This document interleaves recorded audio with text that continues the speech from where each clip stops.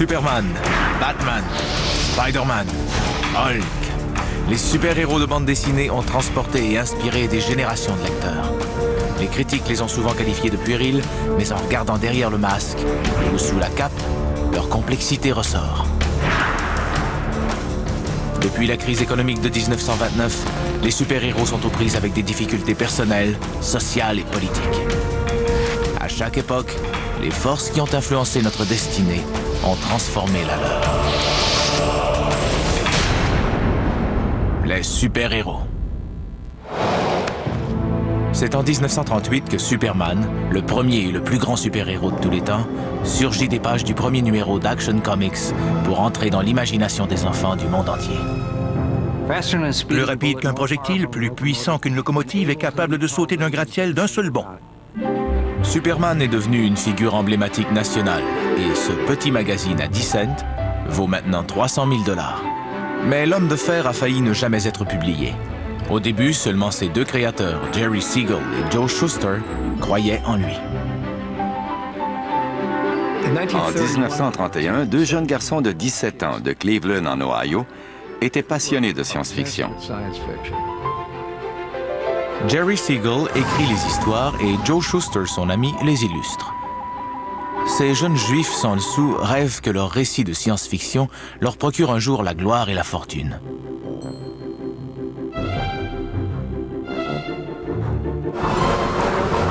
Dans les années 30, la dernière tendance des journaux, les bandes dessinées d'aventure, ont un grand succès. L'écriture et les dessins étaient de très bonne qualité. Les bandes dessinées de journaux jouissaient d'une excellente réputation. Jerry Siegel et Joe Shuster souhaitaient obtenir la même renommée. Siegel et Shuster imaginent un héros à partir de leurs lectures variées, allant des bandes dessinées aux magazines bon marché. Seul survivant d'une planète morte, il est propulsé sur la Terre tel un Moïse de science-fiction. Doté d'une force herculéenne qui lui permet de défendre la veuve et l'orphelin, il porte bien son nom, Superman. Jerry Siegel racontera plus tard la source de son inspiration. « J'avais le béguin pour des filles qui ne me jetaient même pas un regard. J'aurais aimé être extraordinaire, pouvoir sauter des gratte-ciels ou soulever des voitures pour attirer leur attention. » Les deux créateurs envoient Superman à tous les journaux du pays. Ils ont tous refusé de le publier. Je leur ai répondu de façon très condescendante qu'ils n'étaient pas prêts pour les journaux nationaux, de rester encore un an à Cleveland pour développer leur style artistique qui était assez rudimentaire. Voilà ce que valait mon jugement. Les journaux refusent de publier Superman, mais un tout nouveau média est prometteur, les bandes dessinées. Vendues dans les kiosques pour 10 cents, les bandes dessinées sont au départ des rééditions des BD parues dans les journaux. C'était lucratif pour les éditeurs de journaux de revendre leurs bandes dessinées. C'était la vidéocassette de l'époque. En 1935, le major Malcolm Wheeler Nicholson, un auteur de magazines bon marché, décide de publier des bandes dessinées au contenu original qui n'ont jamais paru dans un journal. Mais pour que son idée soit rentable, les coûts de production doivent être très faibles. Les seuls créateurs qui acceptaient de telles conditions étaient des jeunes qui ne trouvaient pas de travail ailleurs à cause de leur âge, de leur inexpérience ou parce qu'ils étaient juifs. Siegel et Shuster ont le profil recherché. L'entreprise de Wheeler Nicholson, qui portera le nom de DC, fournit un travail stable aux deux jeunes garçons. En 1938, après un changement de propriétaire, DC prend la chance de publier la bande dessinée que tous ont refusée. Siegel et Shuster, âgés de 23 ans, voient enfin Superman publié dans le premier numéro d'Action Comics de DC. Shuster découpait les cases et faisait la mise en page de la bande dessinée. C'est avec le premier numéro d'Action Comics qu'est né l'âge d'or de la BD.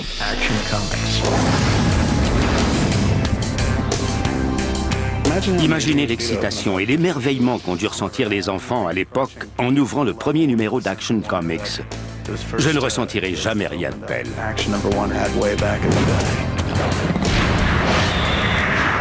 Les premières histoires sont simplistes mais pertinentes.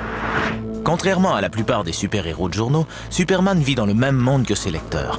Il n'est pas en Angleterre médiévale ou sur une autre planète, mais bien dans une métropole contemporaine bondée d'hommes violents, de batteurs de femmes, de politiciens corrompus, d'hommes d'affaires exploiteurs qui déclenchent la guerre en Amérique du Sud. C'est à l'image de la véritable société de 1938, une société qui a besoin de héros. Il incarnait l'esprit du peuple. Il se révoltait contre la corruption des patrons et contre l'ignominie des dictateurs et des méchants généraux. Le New Deal voulait inciter les citoyens à percevoir le gouvernement comme un puissant bienfaiteur, les protégeant contre toute forme de malversation. Les super-héros de bande dessinée étaient en quelque sorte des Franklin Roosevelt masqués.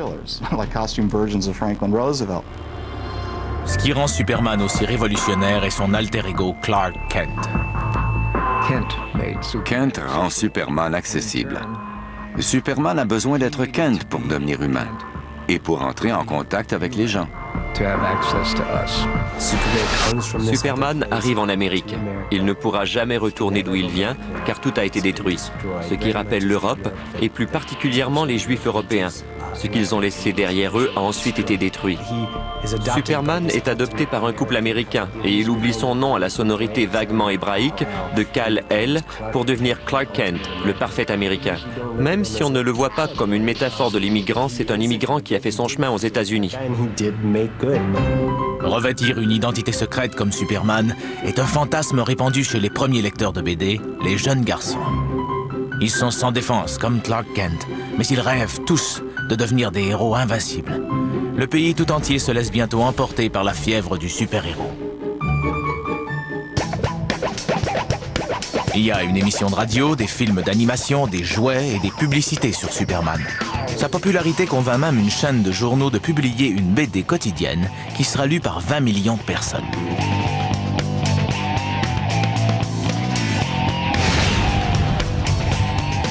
Entre-temps, chaque numéro mensuel d'Action Comics mettant en vedette Superman s'écoule à près d'1 million d'exemplaires.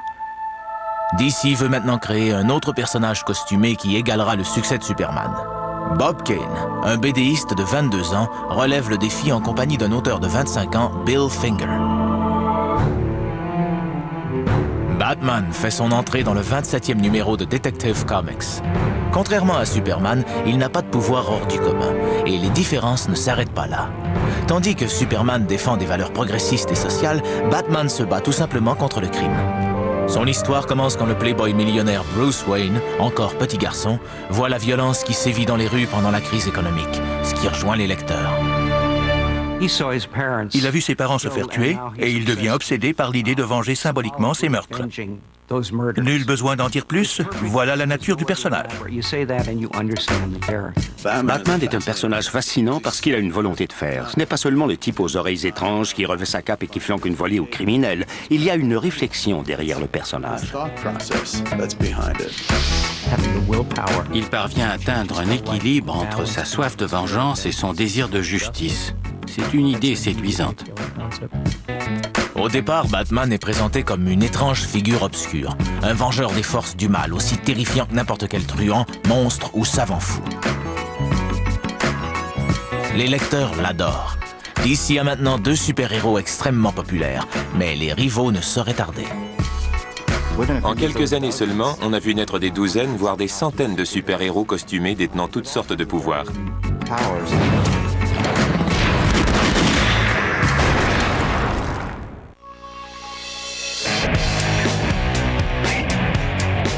Avec 2 super-héros bien différents faisant un malheur dans les kiosques à journaux, plusieurs autres éditeurs entrent à leur tour dans l'industrie de la bande dessinée. Ils savent ce que les lecteurs veulent, des héros au nom accrocheur qui luttent contre les criminels, sans oublier l'essentiel, le costume. Le BDiste Will Eisner apprend la leçon en créant son héros détective. Une nuit, son éditeur Buzzy Arnold lui donne un coup de fil. Je travaillais sur ma planche à dessin quand le téléphone a sonné. J'entendais un jukebox. Buzzy Arnold était dans un bar. Il me demande si j'ai un personnage. J'ai dit oui, j'ai un détective. Il m'a demandé s'il avait un costume. Comme j'étais en train de dessiner son visage, j'ai décidé un masque. J'ai répondu oui, il a un masque. C'est bien. Et quoi d'autre? Je lui ai dit qu'il portait des gants. C'est une bonne idée, m'a-t-il dit. C'est ainsi que le costume du Spirit est né. En 1940, les super-héros costumés envahissent les kiosques à journaux.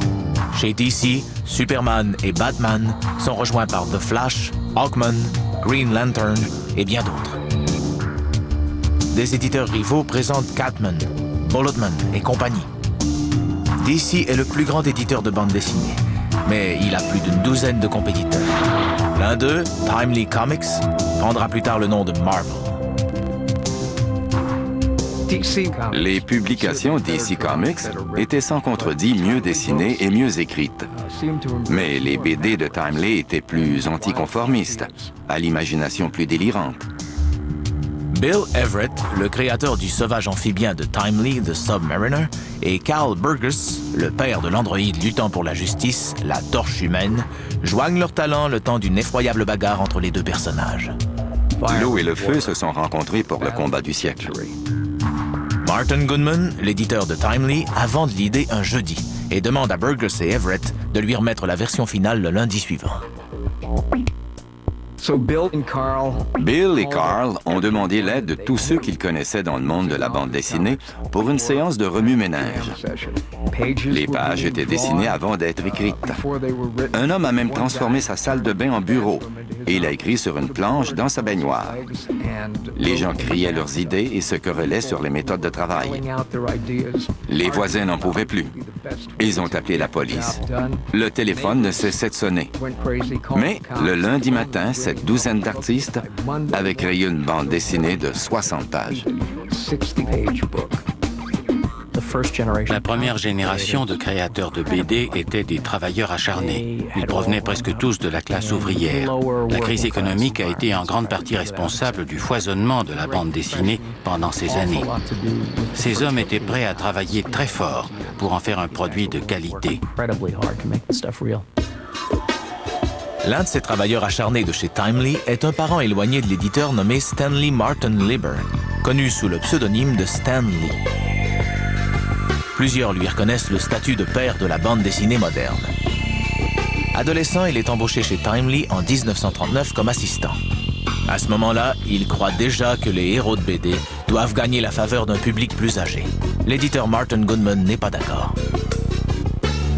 On se disputait souvent tous les deux parce que je voulais écrire des choses un peu plus adultes, pour des lecteurs plus intelligents. Il me disait, Stan, ce sont de très jeunes enfants qui lisent nos bouquins et quelques adultes illettrés. Plusieurs partagent l'opinion du patron de Stan Lee. Même si les BD de journaux ont un vaste public, les éditeurs de bande dessinée savent que leurs lecteurs de magazines sont presque exclusivement des enfants. Les enfants commençaient à lire des BD dès qu'ils apprenaient à lire. C'était le premier achat qu'ils faisaient eux-mêmes après la gomme à mâcher ou les bonbons. Au lieu de devenir plus matures, les super-héros se transforment pour mieux refléter leur jeune lectorat. Afin que Batman séduise davantage les petits, ses créateurs reconvertissent ce mystérieux vengeur des forces du mal en figure paternelle. Ils inventent Dick Grayson, un jeune acrobate qui, comme Batman, est témoin de l'assassinat de ses parents. Batman prend le jeune garçon sous son aile. Robin, the Boy Wonder, le premier jeune compagnon de bande dessinée, est né. Ce type de personnage vient de l'idée que les jeunes lecteurs s'identifient à de jeunes héros. Et en effet, les ventes de Batman doublent après l'arrivée de Robin. On assiste ensuite à la création d'une foule de couples d'acolytes. La Torche humaine et Taureau, The Sandman et Sandy, Green Arrow et Speedy, Catman et Kitten, The Black Terror et Tim. Je détestais cette idée de jeune compagnon. Le héros risquait d'être poursuivi pour avoir compromis la sécurité de mineurs. Certains lecteurs s'identifient aux jeunes copains du super-héros, mais tous sans exception s'identifieront avec le super-héros qui est lui-même un enfant. Captain Marvel, une création de Fawcett Publications. En 1940, l'auteur Bill Parker et le dessinateur C.C. Beck donnent naissance à ce jeune garçon nommé Billy Batson. Quand il dit le mot magique Shazam, il se transforme en super-héros costaud et robuste. C'est l'accomplissement ultime de l'objectif des bandes dessinées. Jamais le super-héros n'aura été aussi parfaitement représenté. Parfait ou non, DC Comics, l'éditeur de Superman, soutient que Captain Marvel ressemble trop à son propre héros. Il a les cheveux noirs et une cape, il est puissant et il vole. DC intente une poursuite. DC se sentait menacé par Fawcett parce que Captain Marvel s'est mieux vendu que Superman pendant un certain temps. Ils n'ont pas abandonné la poursuite. La bataille juridique durera 12 ans, jusqu'en 1953, quand Fawcett consentira finalement à cesser la publication de Captain Marvel. Les lecteurs ne sont pas au courant du conflit entre Superman et Captain Marvel. Aux yeux des enfants, il y a suffisamment de place dans les kiosques à journaux pour les deux héros, et plus encore. Le monde imaginaire des BD est une merveilleuse façon pour les lecteurs d'échapper à la réalité de la crise économique. Mais un défi encore plus grand se profile à l'horizon. Les super-héros partiront à la guerre. Nous combattions Hitler avant même que notre propre gouvernement le fasse.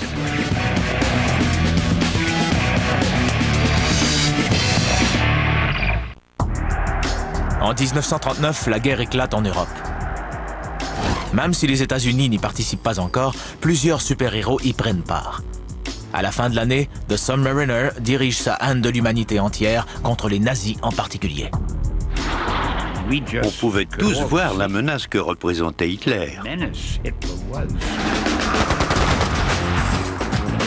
Ce n'était pas seulement ce qu'il faisait subir aux Juifs, mais ce qu'il faisait au monde entier. Il anéantissait des pays entiers. Les créateurs de Superman, Jerry Siegel et Joe Shuster, pensent que l'homme de fer peut mettre fin à la guerre en 2 pages seulement. Dans une histoire écrite spécialement pour le magazine Look en février 1940, Superman empoigne tout simplement Hitler et Staline et les dépose à l'Organisation des Nations Unies. La conclusion de l'histoire ? La fin de la guerre. La société américaine croit aux solutions instantanées. C'est ce que font les super-héros. La victoire fictive de Superman vient aux oreilles du ministre de la propagande nazie, Joseph Goebbels, qui traite Superman de juif. Le journal officiel des SS se moque de Siegel, disant qu'il est circoncis physiquement et intellectuellement. Bien avant que les États-Unis ne participent à la guerre, les super-héros ne font pas seulement qu'agiter le drapeau, ils le portent sur eux. Timely Comics a le plus impressionnant anti-nazi de tous, qui entre en scène de façon inoubliable. Captain America donnait un coup de poing fulgurant à la mâchoire d'Hitler. Voilà qui disait tout à son sujet. Ils ont reçu des lettres d'injures de la part des isolationnistes. Mais la plupart des amateurs de bande dessinée n'y accordent aucune importance. Captain America a fait un malheur. Le premier numéro s'est vendu jusqu'au dernier exemplaire. L'histoire commence alors que la guerre est imminente. Franklin D. Roosevelt approuve le projet secret de créer une armée de super-soldats. Le frêle Steve Rogers est le premier volontaire. Le brillant professeur Reinstein lui injecte un liquide étrange qui le transforme en quelques secondes en un homme au physique parfait. Il le surnomme Captain America. Quand le professeur est assassiné par un espion, il emporte la formule secrète dans sa tombe. Captain America poursuit le travail en compagnie de son jeune compagnon Bucky Barnes, la mascotte de l'armée.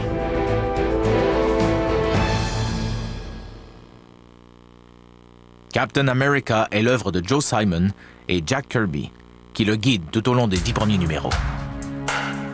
Joe écrivait les textes et Jack dessinait toujours sur sa planche en marmonnant et en fumant son cigare. Jack Kirby, né Jacob Kurtzberg, deviendra l'une des légendes de l'univers de la BD. Il était le Shakespeare ou le Cervantes de la bande dessinée. Il a inventé une toute nouvelle façon de faire bouger les personnages. C'était révolutionnaire à cette époque-là. L'action semblait dépasser les frontières de la page. Simon et Kirby incorporent parfois des prédictions politiques à l'action.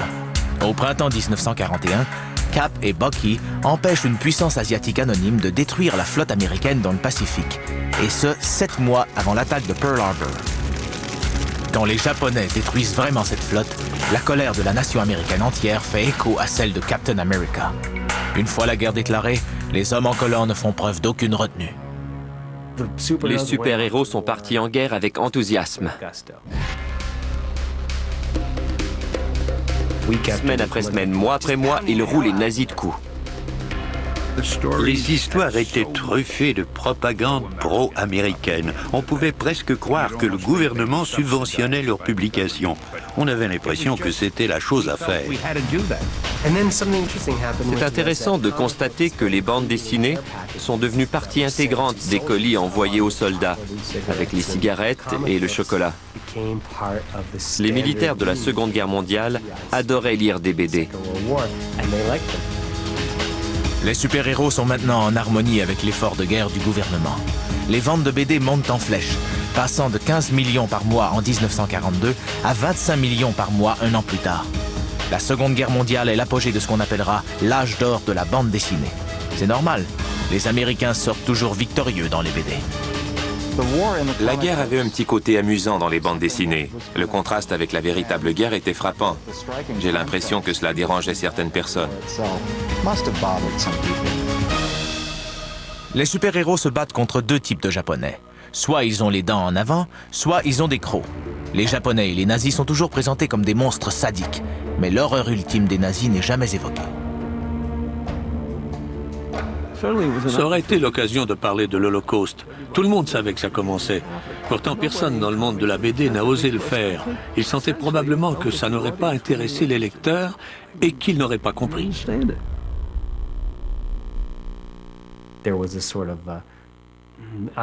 C'était ironique de voir que la plupart des personnages de l'âge d'or de la BD combattaient les nazis tout en incarnant eux-mêmes l'idéal nazi, selon lequel les problèmes se résolvent par la force physique. Plus on est fort, dominateur et puissant, mieux c'est. Voilà l'essence du fascisme. Je crois que les créateurs des super-héros et leurs jeunes lecteurs ne faisaient pas ce rapprochement. Pour un personnage en particulier, le fascisme est un autre exemple de l'agressivité masculine. Mais à cette époque, Wonder Woman est bien différente des autres.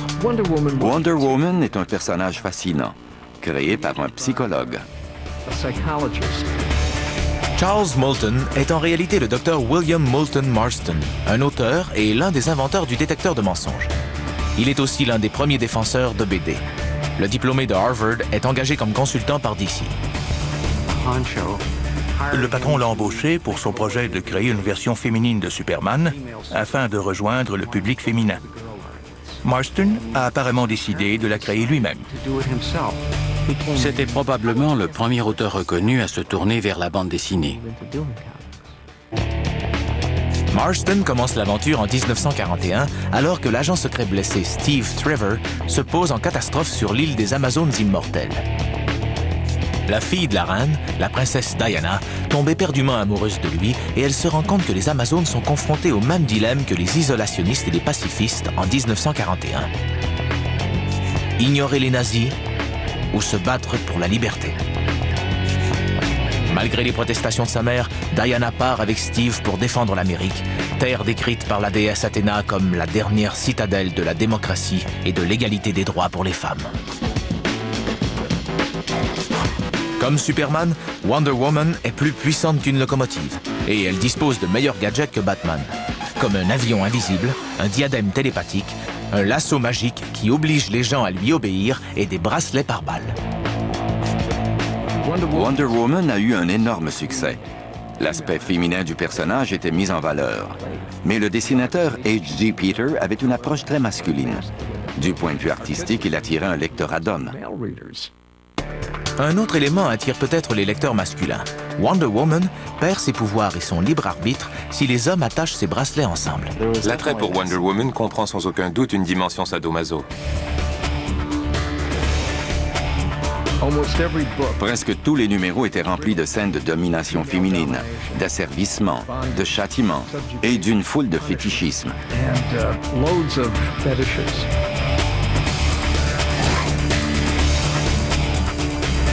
À l'époque, je parie que personne ne s'en est rendu compte. Les lecteurs ne connaissent pas les détails particuliers de la vie privée de Marston. Il vit avec sa femme et leurs enfants en compagnie d'une ancienne étudiante qui porte des bracelets de métal aux 2 poignets.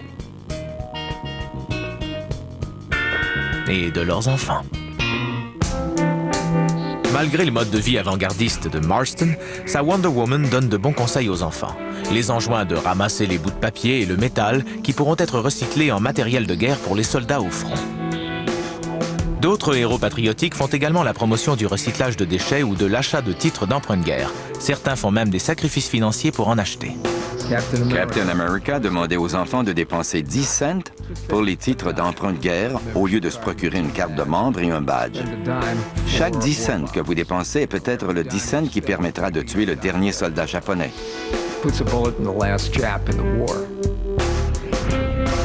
Le copain de Captain America conseille vivement aux enfants de ramasser les petits bouts de papier pour l'effort de guerre. Il ne se rend pas compte que sa recommandation fera passer les BD de Camelot à 10 sous à des trésors de grande valeur. Dans une certaine mesure, la Seconde Guerre mondiale a donné naissance au marché des collectionneurs. Quand on cherchait du papier, les bandes dessinées étaient la première chose dont on se débarrassait. Quand on trouve une BD de l'âge d'or qui se vend pour 6 000 $, on peut remercier la Seconde Guerre mondiale pour ça.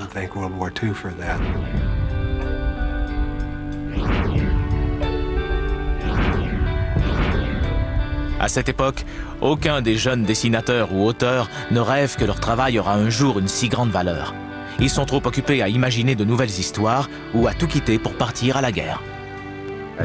Je me disais que je ne pouvais pas écrire sur tous ces héros de BD sans aller me battre moi-même.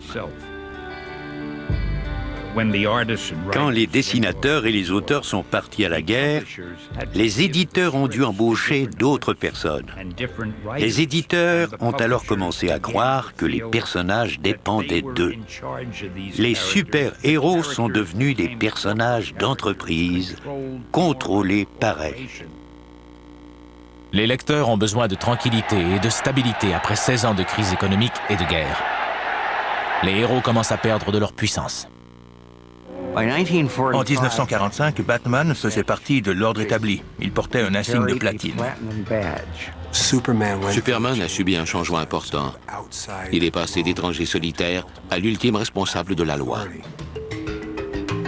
Ironiquement, alors que les super-héros deviennent plus ternes, les politiciens d'après-guerre les traitent comme une menace pour la nation.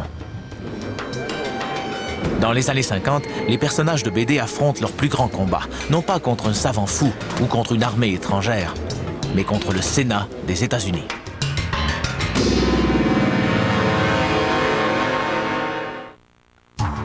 Dans les années 30, les super-héros de bande dessinée sont rebelles et vigilants. Dans les années 40, ce sont des patriotes. Mais dans les années 50, ils sont accusés d'exercer une mauvaise influence sur les enfants américains.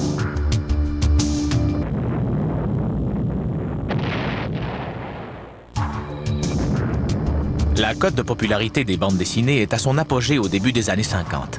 Le rationnement du papier pendant la guerre n'a plus cours et les ventes mensuelles moyennes montent en flèche, passant de 25 millions en 1943 à près de 100 millions en 1953. Mais si l'industrie se porte bien, ce n'est pas le cas des super-héros. Les lecteurs se tournent vers d'autres genres, comme des animaux amusants, des comédies pour adolescents, des westerns et des histoires de bandits ou d'horreur. Les super-héros étaient tellement liés à la culture du New Deal et ensuite à la Seconde Guerre mondiale qu'ils ont eu du mal à survivre. À la fin de la guerre, l'ennemi était anéanti et la société n'avait plus besoin de super-héros. Non seulement les goûts des soldats ont changé et sont devenus plus sophistiqués, mais les créateurs des BD eux-mêmes en avaient assez des mêmes bagarres. L'éclat a terni en entraînant les super-héros dans sa chute. Seulement 3 d'entre eux ont survécu, Superman, Batman et Wonder Woman. DC croit au potentiel de commercialisation de Wonder Woman par voie de licence d'exploitation. Batman a déjà brillé dans 2 films à succès présentés le samedi matin et il a été invité à l'émission de radio de Superman. Le premier super-héros de tous, Superman, élargit son public avec le récit de sa jeunesse à Smallville. Il devient un symbole national. Au début des années 40, la mission de Superman est clairement définie. Superman fights a never-ending battle for truth and justice. Dans les années 50, avec la présentation de l'émission télévisée de Superman, c'est devenu Justice and the American way. Cette expression, le mode de vie américain, était partout dans les années 50 en raison de la guerre froide. Alors que Superman entre dans les années 50 plus populaire que jamais, ses créateurs Jerry Siegel et Joe Shuster ne sont plus dans l'industrie. Quelques années plus tôt, ils ont poursuivi DC pour récupérer leurs présumés droits sur Superman et pour obtenir les millions en droits d'auteur que l'entreprise leur devait selon eux. En 1948, ils perdent le procès et DC les licencie. Jerry Siegel a été congédié de la bande dessinée qu'il a lui-même créée. Au moins, Siegel et Shuster échappent au tir quand l'industrie de la BD est en butte aux attaques. Un psychiatre nommé Frederick Wertham est tout à coup monté sur les tribunes pour dénoncer les bandes dessinées. Né à Munich, Wertham a été le psychiatre en chef de l'hôpital Bellevue de New York et le directeur d'une clinique psychiatrique de Harlem pour les démunis. Dans les années 40, il entreprend sa propre étude portant sur les comportements anormaux chez les jeunes. Il s'est promené de prison en prison pour rencontrer des jeunes délinquants. L'une des questions qu'il leur posait concernait leur lecture. Quand il a découvert qu'ils lisaient tous des bandes dessinées, il en a conclu que les BD détruisaient notre société. Selon moi, il s'intéressait vraiment aux jeunes, mais il a dépassé les limites. L'offensive de Wortham contre les BD commence au début de 1948. La vague anti-bande dessinée déferle bientôt sur le monde entier. À l'étranger, les bandes dessinées étaient perçues comme le reflet de la criminalité et de la culture américaine. Comme ces pays ne pouvaient rivaliser avec les États-Unis au plan militaire et économique, ils s'en prenaient à leur culture. Dans un ouvrage publié en 1954, Seduction of the Innocent, Wortham réprouve même l'homme de fer en inventant un nouveau syndrome, le complexe de Superman. Cet état mental serait caractérisé par le fantasme sadique de ressentir une satisfaction en voyant les autres sans cesse punis alors que vous êtes immunisé. Quant à Batman et Robin, ils représentent selon lui le fantasme de deux homosexuels formant un couple. Enfin, Wonder Woman est définie comme l'exact opposé de ce que les jeunes filles doivent être. Les gens l'écoutaient parce que c'était écrit docteur en avant de son nom. Il était bon vendeur et il jouissait d'une énorme publicité. Il a failli anéantir l'industrie de la BD. D'ailleurs, plusieurs se disaient « bon débarras ». En 1954, les sénateurs américains Estes Kefauver et Robert Hendrickson tiennent des audiences sur les effets de la culture populaire auprès des jeunes. C'était en quelque sorte la version de série B de la commission du sénateur McCarthy qui se tenait au même moment. Les deux étaient aussi ridicules l'une que l'autre. Quand le Sénat se penche sur l'esprit éventuellement maléfique des BD, le Dr Wortham devient le témoin vedette. Son témoignage est sensationnaliste, avec des phrases comme « Les BD sont une glorification obscène de la violence et du crime »,« Les enfants d'aujourd'hui ont été envoûtés par Superman » ou encore « Hitler n'était qu'un débutant comparé à l'industrie de la BD ».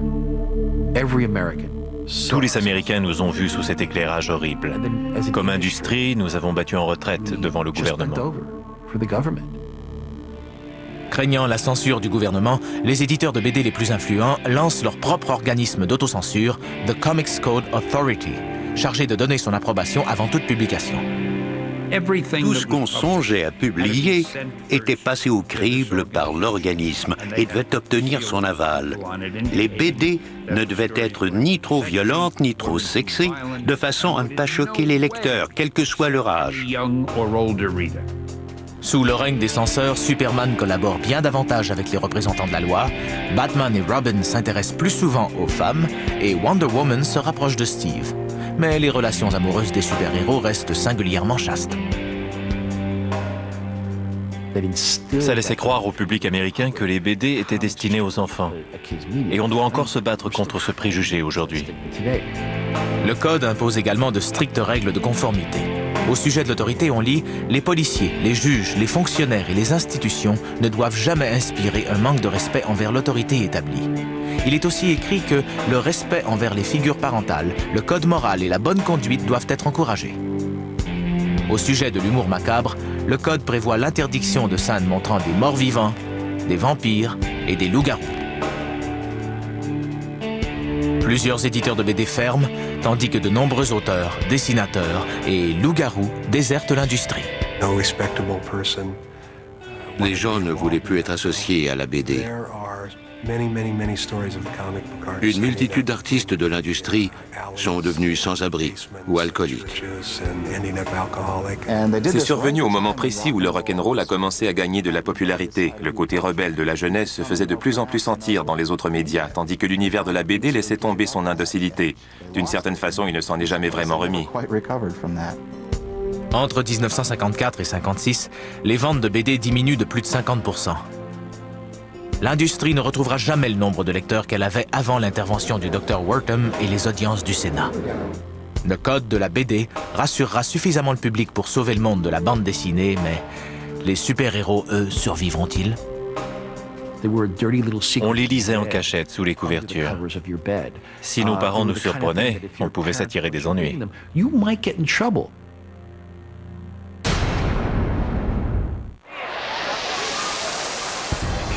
En 1961, les années Eisenhower sont terminées et la nouvelle frontière de Kennedy se profile à l'horizon. Les Américains vont sur la Lune et ils sont déjà au Vietnam. Les bandes dessinées essaient de prendre un nouvel essor après les mesures de répression du gouvernement. En 1951, il n'y avait pratiquement plus de super-héros chez DC, hormis Superman, Batman et Wonder Woman. Au milieu des années 50, des millions d'enfants ne connaissent pas l'univers de la bande dessinée. À la fin des années 50, la télévision devient le médium favori des enfants. Le Comics Code a pratiquement fait disparaître toutes les bandes dessinées d'épouvante et policières. C'est le retour des super-héros, premier responsable de la renommée du genre.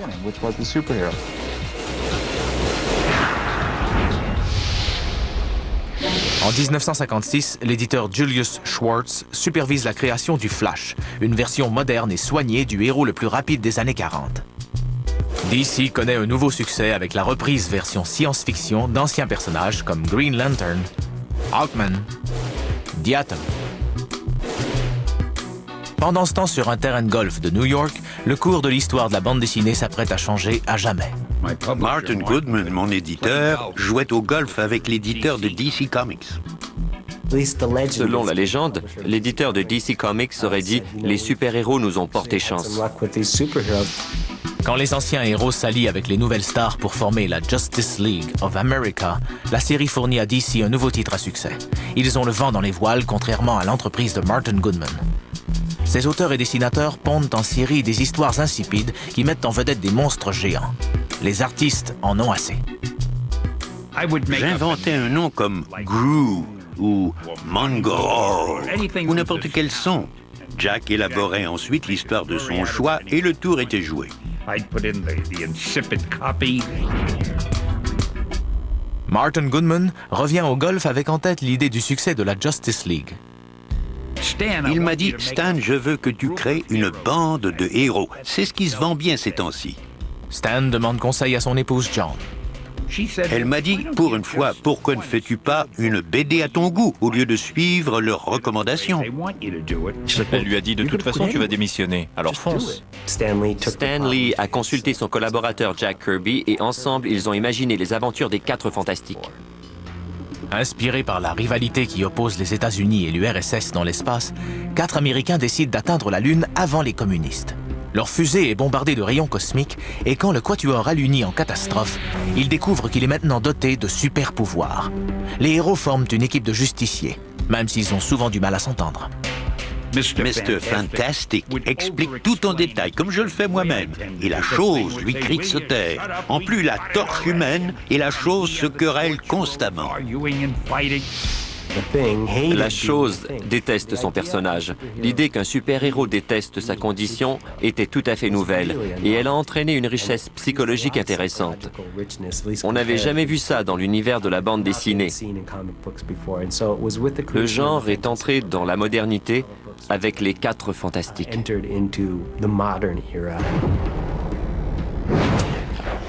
Stan Lee convainc Martin Goodman de changer le nom de son entreprise pour Marvel, en référence à la toute première BD de Goodman qui présentait la torche humaine et le Submariner. Lee et Kirby ont déjà créé une nouvelle torche humaine, et au début de 1962, ils ressuscitent également le Submariner. Sous la plume de Lee, le prince Namor s'exprime plus élégamment, et il a une nouvelle raison de détester le genre humain. Il considère les essais atomiques responsables de la ruine de sa capitale sous-marine. Toujours en 1962, Lee et Kirby donnent naissance à un autre anti-héros de l'ère atomique, l'incroyable Hulk. À cette époque, il y avait une quantité innombrable de films mettant en scène des monstres nés à la suite d'explosions nucléaires. J'ai pensé à une explosion de rayons gamma qui transformerait mon personnage. Au début des années 60, les gens ont peur que les armes nucléaires échappent à tout contrôle, et Hulk incarne la métaphore de cette frayeur. En essayant de sauver la vie d'un adolescent qui s'est retrouvé sur un site d'essai de bombes gamma, l'inventeur de la bombe, le Dr. Bruce Banner, est victime de sa propre découverte. C'était la face cachée du scientifique qui se métamorphosait en chair et en os. Vert, bien sûr, mais en chair et en os. Chaque fois que le Dr. Banner se transforme, l'armée pour qui il travaille tente de le tuer. En pleine guerre du Vietnam, le plus grand adversaire de Hulk était encore l'armée américaine. Le Comics Code interdisait de présenter une image négative de l'armée, mais en même temps, Marvel en faisait les méchants. Ils sont parvenus à le faire en disant que l'armée faisait de son mieux. Dans ce cas-là, on peut dire qu'ils étaient mal renseignés. Hulk avait l'air menaçant de vrai monstre. L'adolescent rescapé grâce à Hulk était le seul à le comprendre. Il saisissait ce que le reste du monde ne comprenait pas. Des personnages comme Hulk ont du succès auprès de la nouvelle génération de lecteurs qui grandit en contestant l'autorité. Voici un personnage qui perd son sang-froid, qui devient un monstre vert et qui détruit tout autour de lui. On ne peut trouver meilleure métaphore pour une jeunesse révoltée. Nous avons commencé à recevoir des lettres d'admirateurs. Le cachet de la poste nous révélait que c'étaient des adolescents et des étudiants universitaires, et non pas des enfants. Comme la majorité des lecteurs sont des adolescents, Stan Lee présume qu'un héros adolescent leur plairait, mais son patron est sceptique. Il m'a dit, un adolescent, un héros doit être adulte. Les ados sont les jeunes compagnons des héros. Et tu veux qu'il éprouve des difficultés? Stan, ne sais-tu pas ce qu'est un héros? Dans les années 30, le pays semblait au bord de l'effondrement et les super-héros de l'époque étaient confiants de pouvoir résoudre tous les problèmes. Avec l'administration Kennedy au début des années 60, les choses paraissent assez stables. Et pourtant, les super-héros de Marvel sont vulnérables, perplexes et indécis.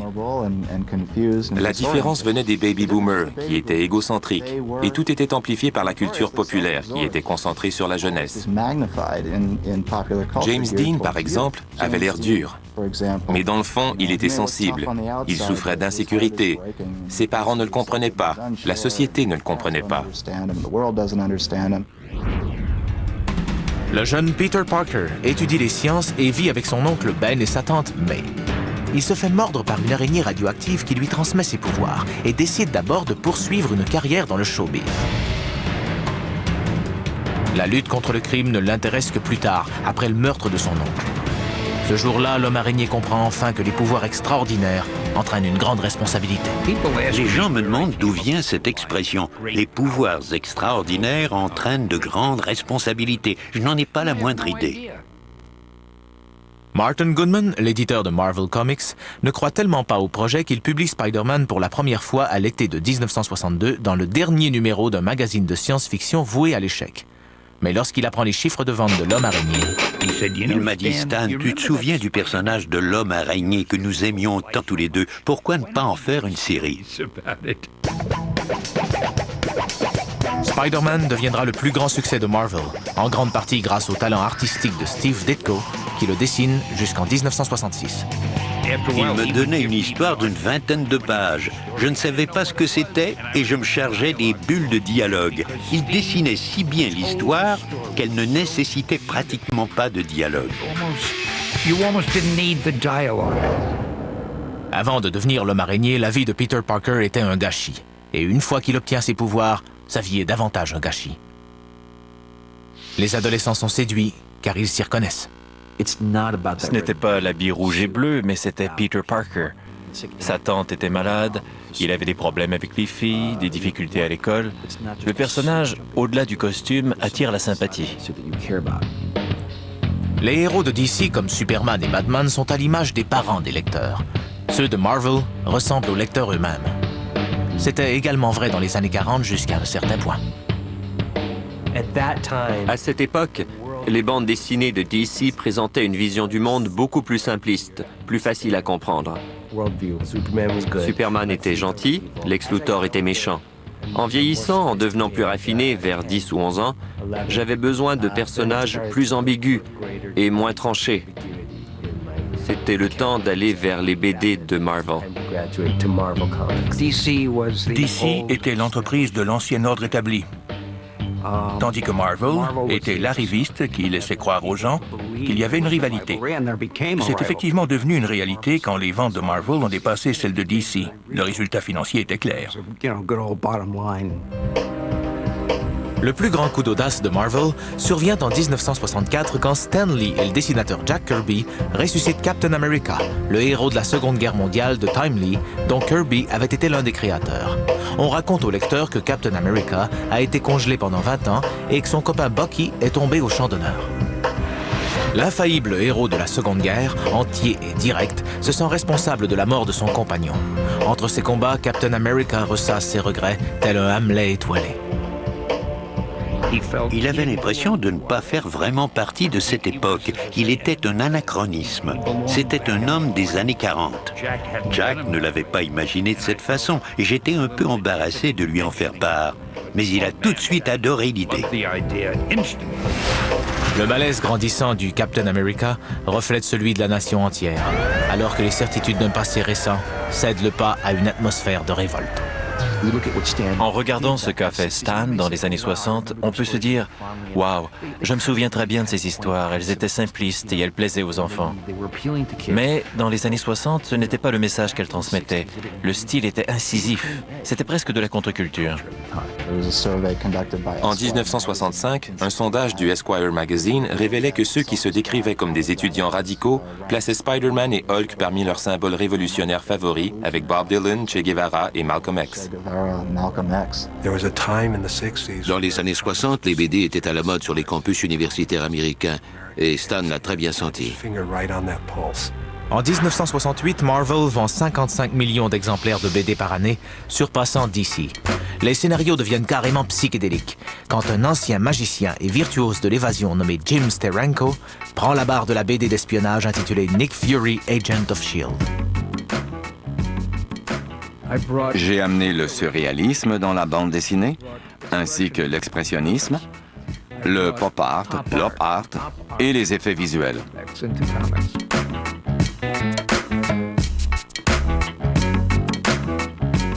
James Steranko est probablement celui qui a eu le plus d'influence sur l'industrie de la BD avec peu de titres. Steranko était devenu l'objet d'un véritable culte.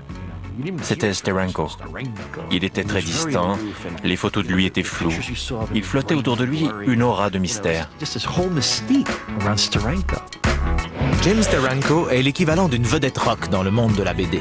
Il est le premier à repousser les frontières de ce qui est acceptable selon le Comics Code de la fin des années 60. Mes personnages féminins leur servaient de référence pour les décolletés. Certains changements sont vraiment bizarres. Par exemple, une scène muette entre Fury et sa petite amie, qui montre l'étreinte du couple entièrement vêtu, est effacée et remplacée par un gros plan du pistolet de Fury. Cet énorme pistolet enfoui dans l'étui à revolver était beaucoup plus provoquant que tout ce que j'avais fait sur cette page. Tout juste comme Marvel innovait avec Nick Fury, avec un super-héros de race noire comme Black Panther ou avec un philosophe cosmique comme The Silver Surfer, l'un des premiers super-héros retrouve un second souffle. En 1966, Batman arrive au petit écran. L'émission est une satire du justicier masqué et rapidement, la frénésie Batman s'empare de la nation. Même les BD de Batman, qui avaient perdu bien des lecteurs avec les années, voient leur vente grimper en flèche, allant jusqu'à 900 000 exemplaires par mois. Avec cela, les super-héros ont regagné énormément de popularité.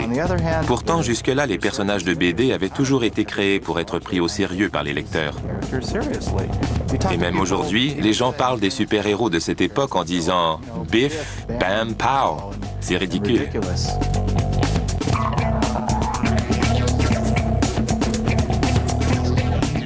Mais leur public se lasse rapidement. En 1969, l'émission quitte l'antenne et les ventes de BD de Batman diminuent de 60%. Aux yeux du grand public, les super-héros sont une fois de plus qualifiés de puérils et le pays est devenu trop sérieux pour ce genre de choses. L'époque a été courte mais cruciale, des manifestations contre la guerre du Vietnam à la crise du Watergate. Et notre société est devenue capable d'autocritique à ce moment précis.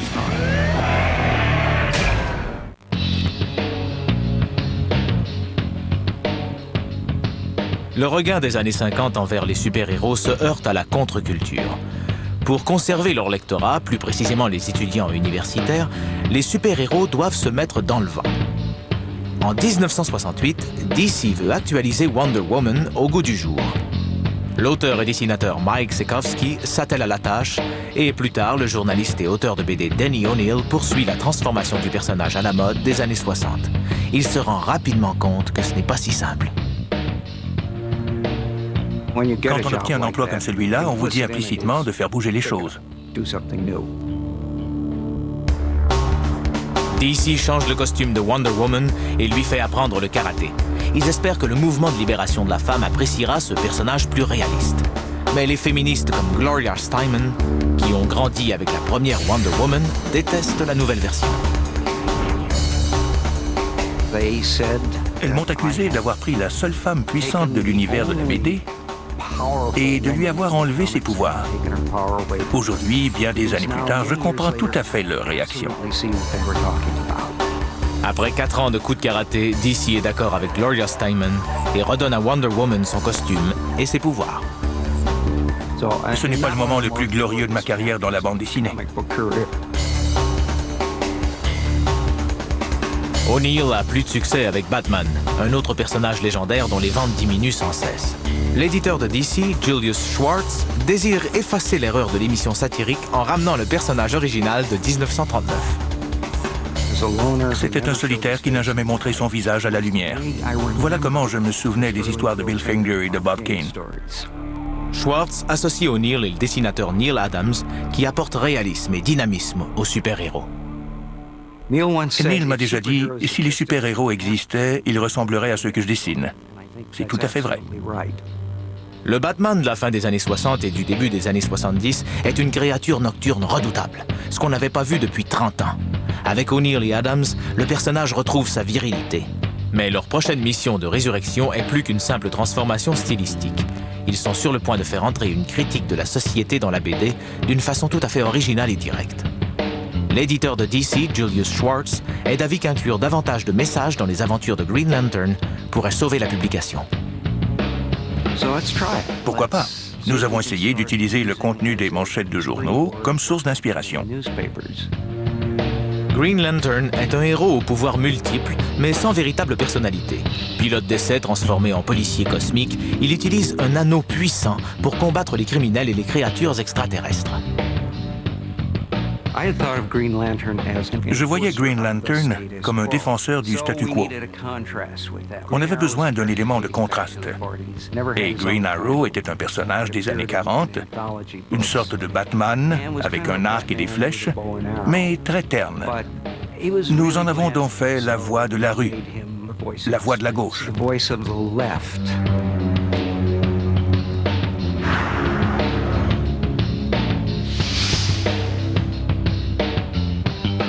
Au début des années 70, Green Lantern Green Arrow, numéro 76, frappe les kiosques à journaux comme un cocktail Molotov. C'était ouvertement libéral, voire extrémiste. Green Arrow dit au lecteur qu'un cancer moral ronge l'âme de l'Amérique. Le bien intentionné Green Lantern sera accusé de racisme. Je me souviens que dans le scénario, j'ai demandé à Neal de dessiner le superbe visage d'un noir ayant vécu des choses horribles. Il l'a fait, et ce noir a fini par dire « J'ai entendu dire que vous aidiez les peaux bleues et vertes sur les autres planètes. » Vous avez énormément aidé les peaux mauves, mais qu'avez-vous fait pour les gens de race noire? C'est l'une des cases de BD les plus célèbres de l'histoire des bandes dessinées. Quand on y repense, il n'y avait rien de très radical là-dedans, mais à l'époque, c'était scandaleux. Je me disais qu'il était probablement trop tard pour les gens de ma propre génération, mais que j'avais peut-être la chance d'inciter un jeune de 12 ans à réfléchir sur le racisme. Green Lantern Green Arrow aborde consciemment les questions sociales, comme la religion, la race, la pollution ou les droits des Indiens d'Amérique. Mais certains sujets sont volontairement écartés de ce BD. Paradoxalement, l'un d'eux défraie la manchette de tous les journaux du pays, le Vietnam. Au début des années 60, le Vietnam sert de toile de fond à certaines histoires. Mais quand la guerre éclate et les manifestations se multiplient en Amérique à la fin des années 60 et au début des années 70, le Vietnam devient un sujet tabou dans les BD. C'était une question effrayante aux yeux du public en général. Les lecteurs écrivaient des lettres en nous demandant pourquoi Captain America n'allait pas se battre contre les communistes au Vietnam comme il l'avait fait avec les fascistes pendant la Seconde Guerre mondiale. Les héros de Marvel ont affronté les communistes au début des années 60, mais à la fin de la décennie, la guerre froide n'est plus autant d'actualité. Après un certain temps, nous n'étions plus aussi sûrs que les communistes étaient vraiment le plus grand fléau de notre temps. J'ai essayé d'éviter d'écrire des histoires de guerre. La guerre du Vietnam était tellement tragique. Quand nous avons enfin eu l'audace d'écrire au sujet du Vietnam, la guerre était pratiquement finie. La drogue est l'autre sujet tabou de l'époque dans le monde de la BD, jusqu'à ce que l'administration Nixon s'en mêle en 1971. J'ai reçu une lettre du Bureau de la Santé, de l'Éducation et des Services sociaux. Ils m'ont dit que ce serait bénéfique si j'écrivais une histoire sur les dangers de la toxicomanie dans une de nos séries populaires. Stan Lee et les dessinateurs Gil Kane et John Romita travaillent sur une série de 3 numéros dans laquelle Spider-Man se bat contre Green Goblin. L'intrigue secondaire met en scène Spider-Man qui vient au secours d'un enfant qui est tellement défoncé qu'il croit pouvoir voler. Je n'ai pas mentionné quelle substance il avait prise, car je ne connaissais pas le monde de la drogue. Plus tard, Harry, l'ami de Spider-Man et le fils du Green Goblin, devient accro aux pilules et fait une overdose qui lui sera presque fatale. Les lecteurs n'ont pas eu l'impression de se faire sermonner, c'était un incident dans l'histoire. C'est la meilleure façon d'informer les gens. Mais il y a un problème. Le Comics Code n'est pas d'accord avec le projet de Lee. Rejeté. Nous n'approuvons pas ce numéro.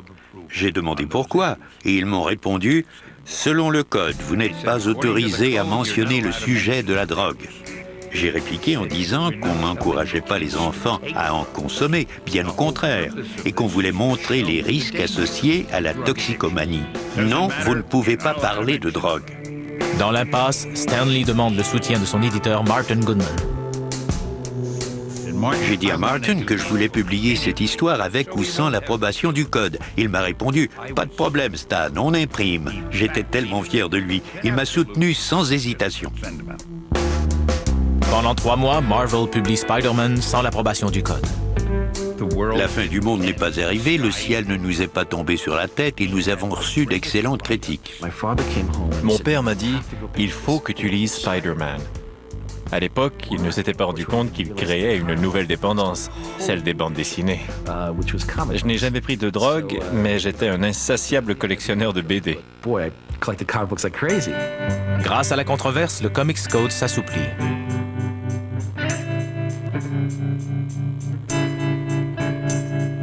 Quelques mois plus tard, DC publie une histoire de drogue plutôt percutante. Speedy, l'ancien assistant du Green Arrow, y est devenu un héroïnomane. Et DC reçoit l'approbation du code, tandis que le maire de New York, John Lindsay, leur écrit une lettre d'éloge. Les bonnes critiques n'augmentent pas les chiffres de vente. Au bout de 2 numéros, la publication de Green Lantern Green Arrow est interrompue. La conscience sociale de la BD a fait son temps, mais le premier super-héros de tous, lui, est toujours aussi populaire. Au fil des ans, Superman est modifié par différents auteurs et dessinateurs. Le personnage a survécu parce qu'il parvient toujours à refléter son époque. Le film de 1978, mettant en vedette Christopher Reeve, conserve l'essentiel de la légende avec les éléments propres aux années 70 en plus, le sexe et l'amour. Le premier Superman était extraordinaire. Quand on aime les BD, on apprécie encore davantage la deuxième partie parce qu'il se bat contre de méchants bandits très puissants. 3 ans avant la sortie fracassante du film Superman, le projet est déjà un événement marquant dans la vie des créateurs du personnage Jerry Siegel et Joe Shuster. Durant les années 40, ils avaient poursuivi DC pour les droits et les redevances de Superman et perdu leur procès. Profitant de la publicité qui entoure la sortie du film, le dessinateur Neil Adams prend la défense et enjoint DC de réparer l'injustice. En 1975, Siegel et Shuster obtiennent une modeste pension à vie et une mention au générique de Superman. Mais DC conserve tous les droits sur le personnage. Les 2 premiers films de Superman sont des énormes succès au box-office et la valeur de Superman comme produit autorisé est de nouveau confirmée. Mais il a perdu son statut du plus populaire héros de BD. Les goûts des lecteurs ont encore une fois subi une mutation. Les nouveaux héros à la mode sont les X-Men. Ils n'abordent pas nécessairement les grands enjeux sociaux, mais ils se font le reflet de la société dans un sens plus large. Les X-Men sont un miroir de leur époque, parce qu'avant tout, c'est une histoire de fanatisme. Même s'ils sont bons, ils sont détestés en raison de leurs différences. Ils veulent améliorer le sort du monde. presque à l'image de Jésus-Christ. Les X-Men sont les super-héros les plus délibérément métaphoriques de l'univers de la BD avec grand succès. Les X-Men sont une équipe d'adolescents mutants. Chacun d'eux est né avec un pouvoir spécifique qui se déclenche avec la puberté. Comme de plus en plus de mutants voient le jour, les êtres humains craignent qu'ils ne prennent le contrôle de la planète. J'ai grandi en Israël, ce qui m'a permis de comprendre la métaphore sur le droit de vivre, le droit d'exister. Un jeune Afro-Américain qui lit des BD peut s'identifier aux X-Men. C'est la même chose pour les jeunes gays ou pour ceux qui subissent les moqueries des autres pour diverses raisons. L'idée d'être en même temps différent et persécuté est très puissante, très évocatrice. Les X-Men voient le jour en 1963 sous la plume de Stan Lee et Jack Kirby, mais le succès ne viendra qu'à la fin des années 70, avec les histoires de Chris Claremont, les dessins de Dave Cockrum et John Byrne, et de nouveaux mutants comme Storm et Wolverine. C'est l'incarnation du mauvais garçon, un peu comme James Dean ou Clint Eastwood. Wolverine n'aurait pas pu exister dans les années 60 parce qu'il est justement le résultat du cynisme et de l'ironie qui sont ressortis de la guerre du Vietnam, du Watergate et des années 60 en général. Wolverine était le super-héros de la génération X. Il n'avait pas peur de traiter ses méchants rivaux aussi violemment qu'eux, ou pire encore. Enfant, nous étions fascinés par les griffes de Wolverine. Il avait toujours son arme avec lui. Il n'avait jamais besoin de la chercher. Il n'avait qu'à faire sneak. Wolverine est le précurseur d'un héros encore plus sombre. Au début des années 80, une nouvelle race de créatures donnera un nouveau sens au terme justice. Ce sont les gens de ma génération qui ont redonné leur virilité aux super-héros.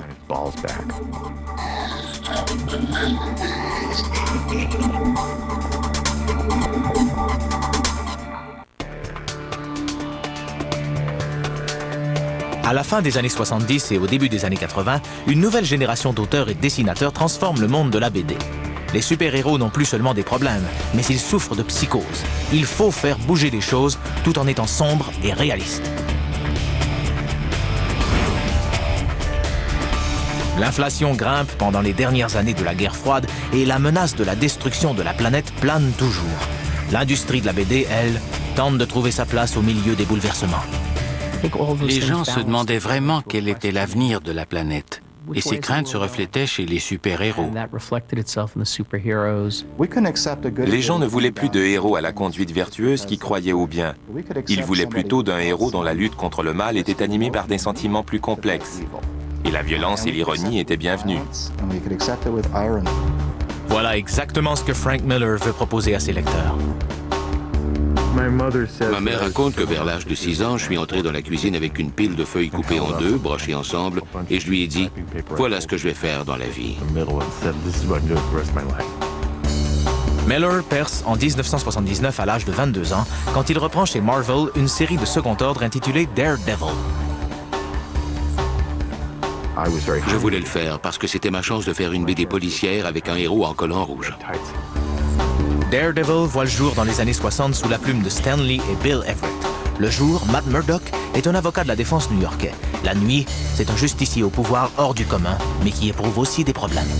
Il est aveugle, mais ses autres sens sont exacerbés. On peut croire que c'est le personnage le moins crédible du monde. Un aveugle qui bondit de toit en toit avec costume ridicule. Mais Miller lui a donné une dimension très humaine, avec toutes ses imperfections. Daredevil devait être catholique. Il n'y a qu'un catholique pour être justicier et avocat en même temps. Avec Miller, la mignonne petite amie de Daredevil devient toxicomane. Daredevil tombe amoureux d'Electra, la copine de collège de Matt Murdock, qui est maintenant tueuse à gages.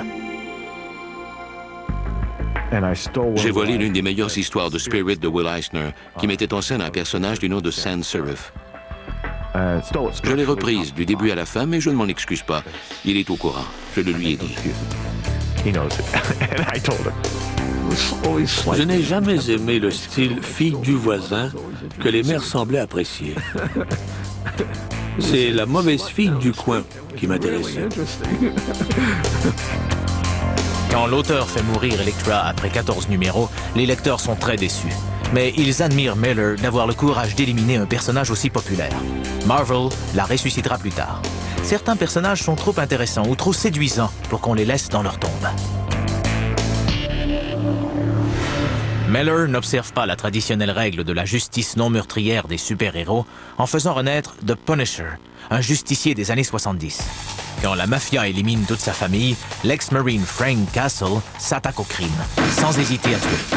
Ce qui était un peu trop fort dans les années 70 atteint parfaitement sa cible dans les années 80. Aux yeux de Daredevil, The Punisher est un méchant, mais les lecteurs l'adorent. Auteurs et dessinateurs tentent de répondre à la demande. Les Américains ont voté pour Reagan pour sa personnalité de fonceur, de dur à cuire. Les super-héros des années 80 correspondaient à cette image. Je ne dis pas que les auteurs du Punisher partageaient cette idée, mais ils ont exploité la tendance générale. Les Britanniques entrent dans le jeu avec le même tranchant, mais avec un angle différent, plus européen et plus politisé. En 1985, l'auteur Alan Moore et le dessinateur Dave Gibbons lancent une mini-série de 12 numéros chez DC, The Watchmen.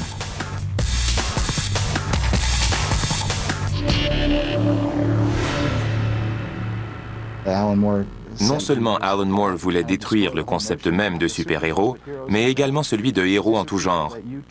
Nous accordons toute notre confiance aux héros, mais ce n'est pas souhaitable. Il vaut mieux se faire confiance soi-même.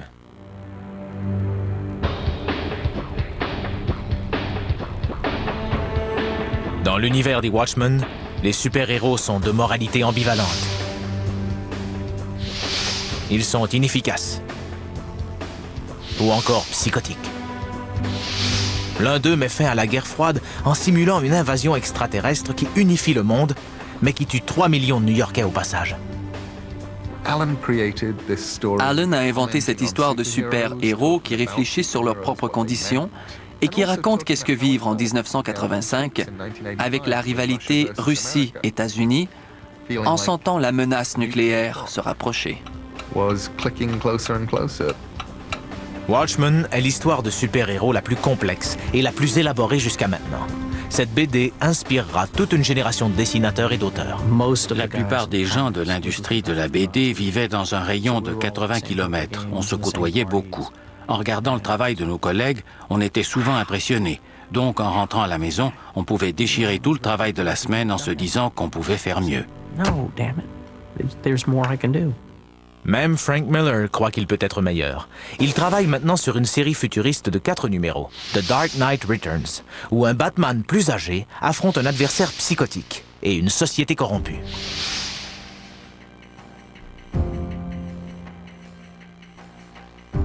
Je voulais mettre en scène un Batman vieillissant et ignoble. Et quoi de mieux que de le représenter comme Dirty Harry, celui que tout le monde déteste. Le problème du Batman de Miller n'est plus le Joker, mais plutôt Superman, un gentil garçon bien intentionné qui admire Ronald Reagan et qui mène une guerre secrète en Amérique centrale.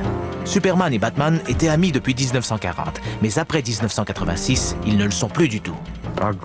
J'accepte la responsabilité de la rupture entre Superman et Batman avec grand plaisir. Batman imposait sa loi sur la planète entière et croyait au désordre comme état naturel des choses. Superman, lui, était partisan de l'ordre. Ces deux personnages ne s'aimaient pas, tout simplement. Alors que nous avions l'impression d'avoir fait le tour du personnage de Batman, Frank est arrivé. Les médias ont accordé beaucoup d'attention au nouveau Batman, de façon positive et négative, mais surtout positive. Au sein même de l'univers de la BD, le personnage a créé une grande controverse. Les anciens auteurs de Batman m'ont accusé d'avoir ruiné leur personnage.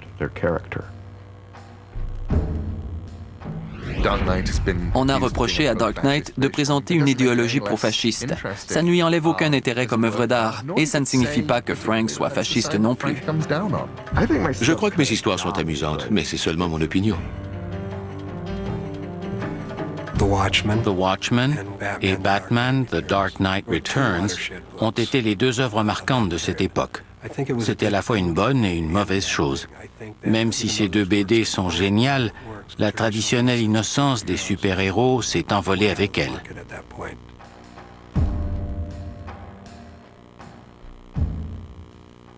Le nouvel univers des BD est sombre et cru.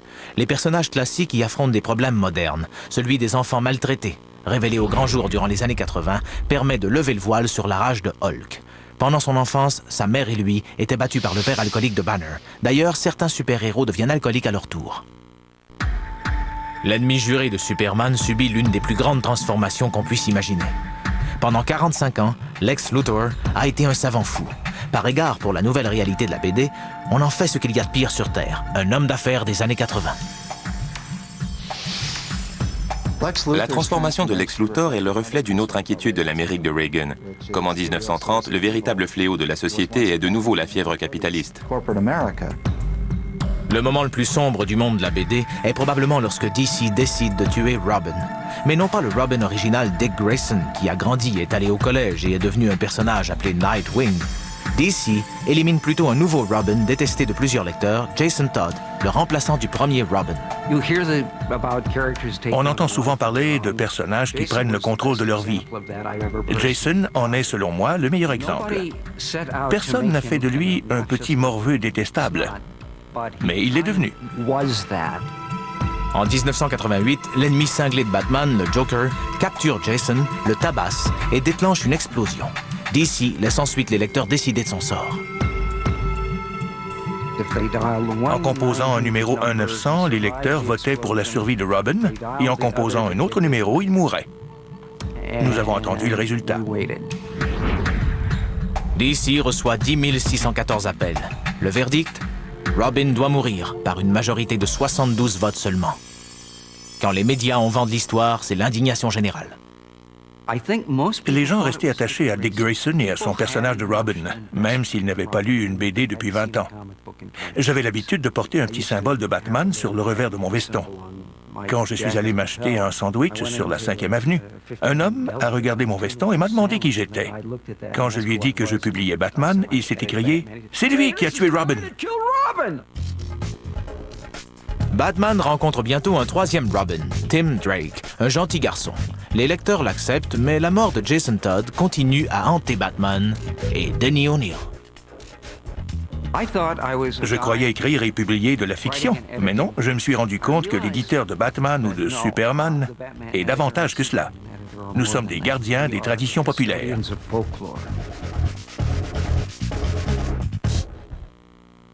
Les années 80 se terminent avec la sortie du long-métrage Batman, réalisé par Tim Burton. Le film semble annoncer une nouvelle ère prometteuse pour les super-héros, mais les ennuis seront aussi de la partie. Le monde borné et pitoyable des collectionneurs a failli anéantir la bande dessinée pour la deuxième fois. C'est mon avis.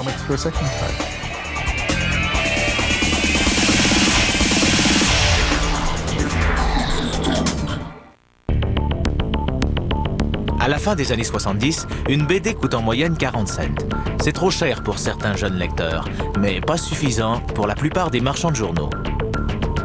Les éditeurs de BD ont besoin de nouveaux débouchés pour leurs produits. Ils trouveront la solution avec le nombre grandissant de magasins qui vendent de vieux exemplaires de BD comme pièces de collection. Si ces magasins vendent des BD usagés et des vieux numéros, on devrait être capable de leur vendre les nouvelles parutions. Ce serait génial. Les super-héros passent des kiosques à journaux à plusieurs milliers de magasins à travers le pays. Ces commerces ressemblent à des clubs privés et approvisionnent les inconditionnels de la BD. L'atmosphère de repères secrets de ces magasins vient directement des BD elles-mêmes, à l'image de la caverne de Batman. Ces endroits sombres et miteux sont un genre de mécanisme de défense. Ils ne veulent pas de clients étrangers qui disent que c'est ridicule. La BD, qui était un produit grand public, devient un objet spécial, vendu plus cher à un public plus âgé. Il y a encore un petit groupe de personnes qui réagissent en disant que les BD sont destinées aux enfants. Nous répondons avec conviction que les bandes dessinées ne sont plus seulement pour les enfants. En fait, la plupart des BD d'aujourd'hui ne sont pas destinées aux enfants. Sandman, une série éditée dans la nouvelle collection Vertigo de DC, obtient énormément de succès et de critiques élogieuses. Son auteur, Neil Gaiman, a grandi en Angleterre en lisant les réimpressions des BD américaines. C'était magique pour moi de lire des bandes dessinées. En 1939, le premier Sandman de DC combat les escrocs avec un masque et un pistolet à gaz. Par la suite, il portera des collants et travaillera avec un jeune assistant. En 1974, un deuxième Sandman devient un super-héros maître des rêves. Morpheus, le personnage de Gaiman, est un mélange des deux. Ce seigneur des rêves, une figure presque divine, est un super-héros bien différent. L'idée du costume était très étrange à mes yeux. Je me suis dit que je ne connaissais personne portant un costume. D'un autre côté, un personnage tout de noir vêtu me semblait un peu prévisible. Mois après mois, l'idée de Sandman était toujours dans mon esprit.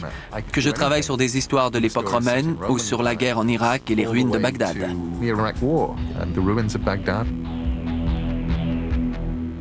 Sandman numéro 19, inspiré du Songe d'une nuit d'été de Shakespeare, est la première BD à remporter un World Fantasy Award. Non pas dans une catégorie réservée aux BD, mais bien comme meilleure nouvelle. Dans le passé, ce prix avait été décerné à des écrivains célèbres comme Harlan Ellison et Jorge Luis Borges. Certains membres du jury sont d'avis que les BD ne sont pas à leur place parmi ces illustres auteurs.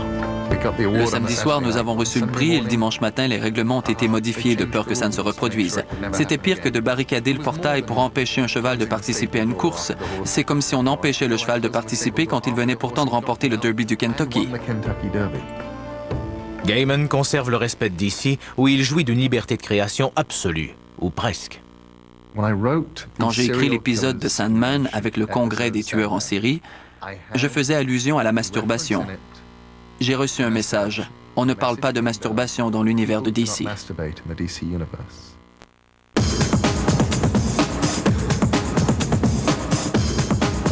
Pendant la décennie suivante, les BD, comme le cinéma et la télévision, connaissent une révolution sexuelle. Dans les années 90, les BD ont commencé à explorer de nouvelles questions qui étaient demeurées taboues jusque-là, comme l'homosexualité. Les personnages de gays et de lesbiennes foisonnent. Dans The Authority, Apollo et Midnighter sont à la fois de violents défenseurs de la justice et de tendres amants. Au début des années 90, les BD font des affaires en or, et ce ne sont pas seulement les éditeurs qui en profitent. Contrairement à leurs prédécesseurs, les auteurs et les dessinateurs peuvent maintenant être propriétaires de leurs personnages. Si un nouveau super-héros a un énorme succès, son créateur peut faire beaucoup d'argent, comme l'a fait Todd McFarlane. C'est avec Spider-Man qu'il se fait un nom comme dessinateur et auteur.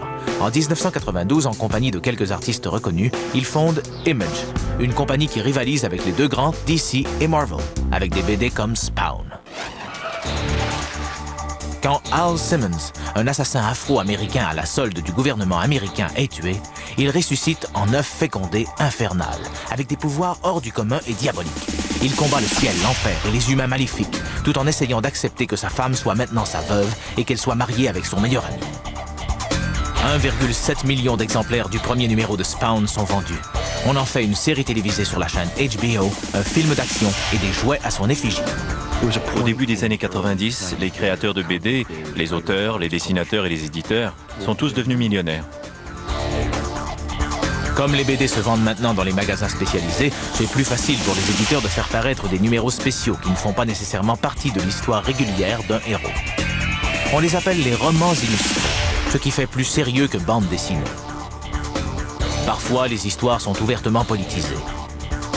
Au début des années 90, certains politiciens voient les romans illustrés comme une façon de promouvoir des opinions controversées. En 1993, DC publie une histoire condamnant le port d'armes à feu. Un groupe de politiciens se rallie à Batman pour sensibiliser les gens à voter pour des lois plus sévères sur les armes à feu. C'était plus logique de choisir Batman plutôt que Superman, parce que les parents de Batman ont été tués par une arme à feu. Le gouverneur de la Virginie, Doug Wilder, présente The Seduction of the Gun au législateur d'État comme un exemple montrant la nécessité d'une loi draconienne contre les armes à feu. Le projet de loi est adopté et le gouverneur invite l'auteur John Ostrander et l'éditeur Denny O'Neil à la cérémonie de signature. Quelques années plus tard, en 1996, les BD servent encore une fois à sensibiliser les gens, cette fois sur les mines terrestres. DC publie un spécial Superman qui sera distribué aux enfants de Bosnie. Ils préviennent les enfants de se méfier des mines terrestres. Des Bosniaques que nous avons rencontrés par la suite nous ont dit que nous avions sauvé des vies. Batman se joint à la campagne dans un numéro spécial écrit par Denny O'Neil et intitulé Batman, Death of Innocence. Batman tente de sauver une fillette dont le père est mort à cause d'une mine terrestre. Il réussit à l'écarter du danger jusqu'au moment où elle ramasse un truc de plastique brillant et meurt. Batman échoue. Il ne parvient pas à la sauver. Des militants contre les mines terrestres souhaitent que le roman illustré de Batman soit utilisé comme munition dans une campagne pour convaincre le Sénat de signer un traité interdisant les mines terrestres. Le projet ne sera pas accepté. Les super-héros perdent parfois leur croisade politique, mais ce sont les hauts et les bas de l'économie de leur propre industrie qui les menacent. Au début des années 90, les affaires prospèrent alors que les investisseurs voient la BD comme une manne tombée du ciel en période de récession. Un flot de spéculateurs est arrivé. Des gens qui ne lisaient pas de BD. C'était seulement un investissement pour eux. On pouvait lire dans les journaux qu'il valait mieux investir dans les bandes dessinées qu'à la bourse. Les marchands gonflent la note des BD qui viennent tout juste de paraître et les vendent plusieurs fois leur prix. Les spéculateurs espèrent qu'elles vaudront un jour autant que les pièces de collection des années 40. Tous les éditeurs sont devenus cupides. Nous avons commencé à publier différentes couvertures pour un même numéro et des éditions spéciales. Les ventes grèvent le plafond et se retrouvent même en orbite. Certains numéros se vendaient à 6 millions d'exemplaires alors qu'il y avait seulement un demi-million de lecteurs. Mais chacun en achetait 2, 3 ou 4 exemplaires. Parce qu'ils en achetaient autant, les éditeurs imprimaient toujours davantage d'exemplaires. Plusieurs adultes avaient bon espoir de devenir riches, tandis que les plus jeunes comptaient là-dessus pour s'inscrire à l'université. Les vieilles BD valaient si cher seulement à cause de leur rareté. Personne ne donne beaucoup d'argent pour quelque chose qu'on voit partout. Le marché s'est rapidement saturé. Quand les lecteurs ont essayé de vendre leurs BD sans succès, ils ont cessé d'acheter plusieurs exemplaires. Et les éditeurs ont eu la mine basse avec leurs énormes tirages. Le marché s'est effondré et la crise n'est pas encore terminée. Après 1993, des milliers de magasins de BD ferment leurs portes et des centaines d'artistes perdent leur emploi. En 1996, Marvel déclare faillite. Les ventes mensuelles diminuent de 48 millions à 7 millions. La BD s'est pratiquement éteinte. Et pour aggraver les choses, la nouvelle génération de lecteurs potentiels a d'autres chats à fouetter. Internet et les jeux vidéo. L'industrie vivote jusqu'à la fin des années 90 avec des solutions de dernier recours comme le mariage de Superman et Lois Lane ou encore l'élection du méchant Lex Luthor comme président des États-Unis. Les super-héros vivent dans un monde imaginaire jusqu'à ce que la réalité dépasse la fiction un matin de septembre. New York servait de toile de fond à toutes nos histoires. Il fallait faire quelque chose.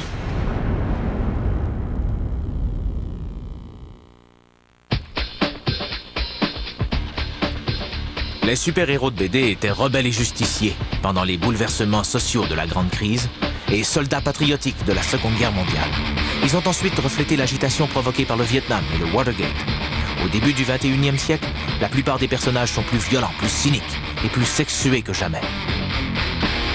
Autrement dit, ils sont le miroir de leur société. Les BD sont là depuis toujours. Avant l'invention du papier, elles étaient dessinées sur les murs des grottes. Les BD ne sont que la suite des histoires d'exploits de chasse, de grandes sécheresses ou de grandes famines. Mais parfois, les BD prévoient l'avenir. Personne n'aurait pu imaginer le 11 septembre. À moins d'avoir lu les bandes dessinées. Oussama Ben Laden voulait provoquer un indicible chaos afin de déclencher une guerre mondiale. Les intégristes islamiques auraient pris le pouvoir des gouvernements et des pays, même des États-Unis. Quand j'ai entendu ça, j'ai immédiatement pensé au scénario de bande dessinée. Dr Doom pouvait avoir un tel projet, prendre le contrôle de la planète. Malheureusement, notre monde ressemble de plus en plus à un univers de bande dessinée. 2 édifices de 110 étages s'effondrent, et ce n'est pas de la fiction. Nous l'avons senti à New York quand ils se sont écroulés. J'ai senti le sol vibrer. En tant qu'héros new-yorkais par excellence, il est normal que Spider-Man soit personnellement touché par les attaques.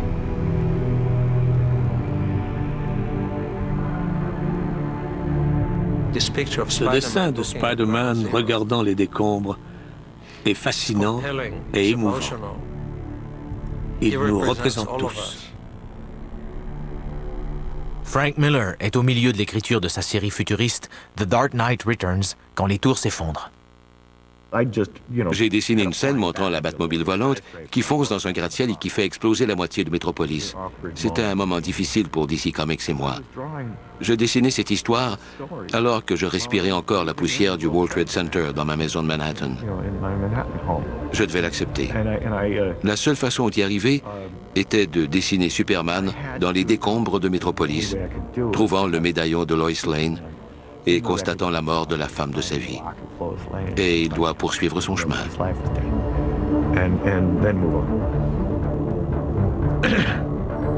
Marvel, DC, Dark Horse et Image publient des BD commémoratives qui collectent des millions de dollars pour les victimes du 11 septembre et leurs familles. Pour rassembler des fonds, Jim Steranko dessine une affiche qui rappelle les moments de gloire de la Seconde Guerre mondiale, quand les super-héros étaient enthousiastes et alliés contre un ennemi commun. Les BD du 21e siècle sont bien différentes. Je crois que ce serait de mauvais goût qu'un personnage donne un coup de poing à un musulman en disant « On va vous avoir ». Ça ne marcherait pas aujourd'hui, selon moi. Le devoir d'un super-héros n'est pas de pleurer les morts, mais bien de combattre les forces du mal. Quand Captain America voit son pays attaqué, il doit faire quelque chose.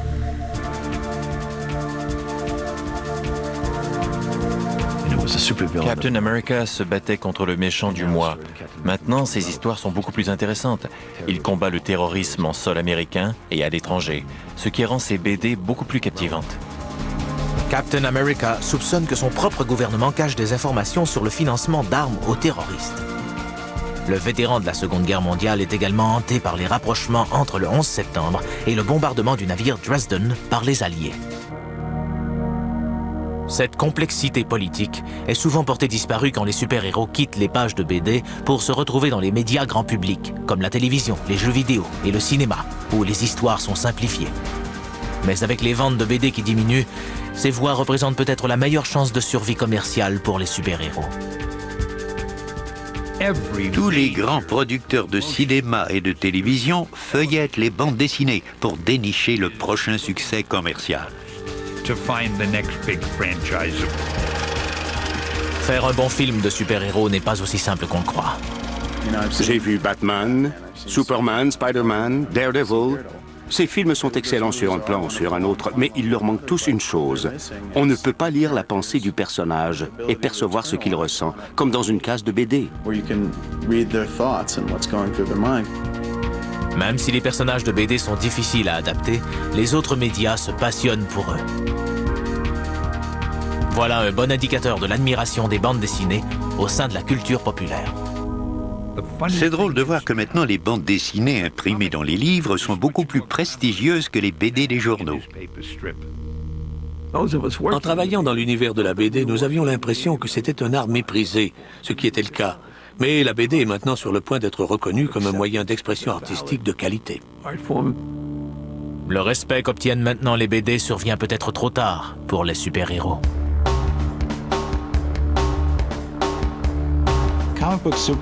D'une certaine façon, les super-héros sont plus populaires et répandus que jamais à cause des films, des jeux vidéo et d'Internet.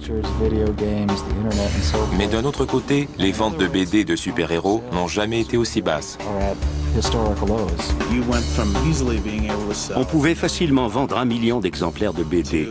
Et maintenant, le plus grand succès de l'industrie vend 150 ou 160 000 copies. Pour remédier à la situation, les éditeurs sondent le terrain, à la recherche d'autres points de vente que les magasins de BD. Les magasins de BD sont encore le noyau de notre industrie, mais les librairies deviennent de plus en plus intéressantes. Les romans illustrés représentent l'avenir. Sans oublier Internet, bien sûr. Au cours des 20 prochaines années, de plus en plus de BD seront disponibles en ligne. Lire quelque chose à l'écran ne sera jamais aussi agréable que tenir un livre dans ses mains, tourner les pages, revenir en arrière. Nous aimons tous le papier, comprenez-moi bien. Mais je crois que l'avenir sera aux bandes dessinées électroniques. Qu'en est-il de l'avenir des super-héros? Ce sont encore les archétypes qui ont du succès, ceux créés par des artistes qui croyaient en eux et qui les aimaient. Batman sera encore vivant dans 100 ans. Je prédis un brillant avenir au color, parce que c'est le genre qui a été créé par les bandes dessinées elles-mêmes. Les auteurs et dessinateurs de BD font la même chose que les conteurs ont fait dans les grottes de Lascaux. Nous nous servons de ces histoires pour raconter la vie. Si la chance est avec nous une journée, et c'est trop rare, ça devient de l'art. Lors d'une journée normale, c'est une évasion, une détente. Les super-héros sont encore parmi nous, car ils reflètent les croyances fondamentales des Américains. Il faut choisir entre le bien et le mal. Et chaque personne peut changer la société et le cours de l'histoire.